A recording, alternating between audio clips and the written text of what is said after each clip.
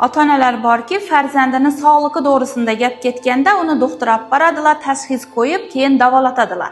Agar gap bolangizni bilimi haqida ketsa, siz menga necha so'm to'lashga tayyor bo'lar edingiz. Firdavs maktabi size farzandingizni bilimini baholashni, bilimini tashxis qo'yishni mutlaqo bepul taklif etadi. Farzandlari 3-sinf va 11-sinf bo'lgan ota-onalar bizning diagnostik testimizda bemalol bolangizni qatnashtirsangiz bo'ladi. Endi diagnostik testimizda siz qanday tahlil natijalarini olasiz?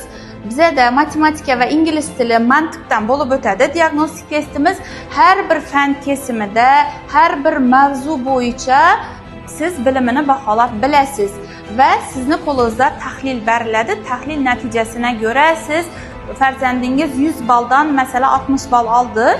60 balının navni hisobini aldı. Yo'qotilgan 40 bal nechun aynan olib bilmadi shu 40 balni? Asosan zaif joylari nerede, qaysi mavzuda yoki qaysi fandan farzandingizni zaif nuqtalari bor? Shular haqida to'liq ma'lumotga ega bo'lasiz.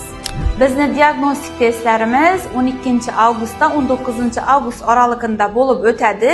Diagnostik testda qatnashib farzandingizni bilimini haqiqiy tashxisini olishni xohlasangiz, quyidagi raqamlarga telefon qilib ro'yxatdan o'ting.